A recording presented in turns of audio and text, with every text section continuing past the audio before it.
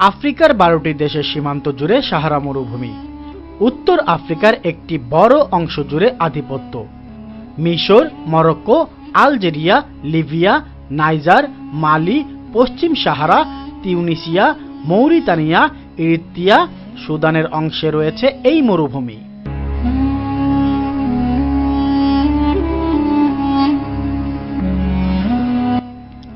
উত্তর আফ্রিকার 31% জুড়ে সাহারা মরুভূমি অবস্থিত। এর মোট আয়তন 36 লক্ষ বর্গ মাইল। 250 মিলিমিটার বৃষ্টি হয় এমন এলাকাকে যুক্ত করলে সাহারার আয়তন বেড়ে দাঁড়াবে 42 লাখ বর্গ মাইল, যা প্রায় যুক্তরাষ্ট্রের আয়তনের সমান।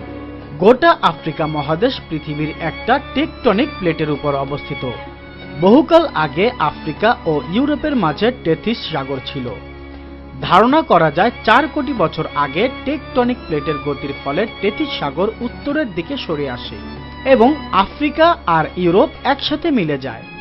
ফলশ্রুতিতে আফ্রিকার উত্তর অংশ সংকুচিত হয় এবং সমুদ্রপৃষ্ঠ থেকে অনেক উপরে উঠে যায়। এরপর এই এলাকা ধীরে ধীরে পানিশূন্য হয়ে যায়।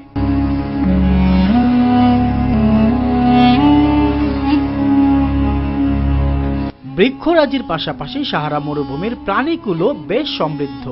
অ্যাডেক্স নামক এক ধরনের হরিণের বাস সাহারা মরুভূমিতে।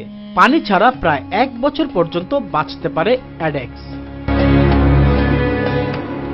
দরকাস গ্যাজেল নামক হরিণও দীর্ঘদিন টিকে থাকতে পারে, যেটিরও বাস প্রায় এই সাহারায়। এছাড়া কয়েক প্রজাতির শিয়ালের বাস রয়েছে সাহারা মরুভূমিতে। বিভিন্ন সরীসৃপ প্রজাতির প্রাণীর দেখা মিলে এখানে। মৌরিতানিয়া এবং এনেদি মালভূমিতে ছোট প্রজাতির কুমির বাস করে। অত্যন্ত বিপজ্জনক ডেথ স্টার বিছার বাসও এখানে। 10 সেন্টিমিটার পর্যন্ত লম্বা এই বিছার বিষে অধিক পরিমাণে অ্যাজিটক্সিন ও সাইলাটক্সিন রয়েছে। পূর্ণবয়স্ক একজন মানুষকে মেরে ফেলতে ডেথ স্টারের এক দংশনই যথেষ্ট। স্বল্প বৃষ্টিপাতের কারণে এখানে উষ্ণতার পরিমাণ বেশি।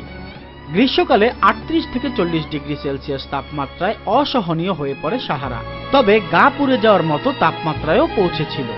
আলজেরিয়ান মরুভূমির বউ-বার্নস শহরে 47 ডিগ্রি সেলসিয়াস রেকর্ড করা হয়েছিল। বালুর তাপমাত্রা পরখ করতে গিয়ে চক্ষু ছানা ভরা। সুদানে বালুর সর্বোচ্চ তাপমাত্রা রেকর্ড করা হয়েছিল 83.5 ডিগ্রি সেলসিয়াস বা 182.3 ফারেনহাইট। বৈশ্বিক জলবায়ু পরিবর্তনের ফলে সাহারার অংশ বেড়ে চলেছে। বৈজ্ঞানিক গবেষণায় পাওয়া গেছে বিগত 100 বছরে সাহারা 10% বৃদ্ধি পেয়েছে। গ্লোবাল ওয়ার্মিং এর কারণে বৃদ্ধি পেয়েছে খরা, আর বৃষ্টিপাতের হার কমে যাওয়ায় সাহারা মরুভূমির আয়তন বেড়ে চলেছে। প্রাকৃতিক দুর্যোগের সাথে যুক্ত হয়েছে মানুষের বেখেয়ালি আচরণ। এমন চলতে থাকলে অদূর ভবিষ্যতে সাহারার ঘনত্ব বৃদ্ধি পাবে।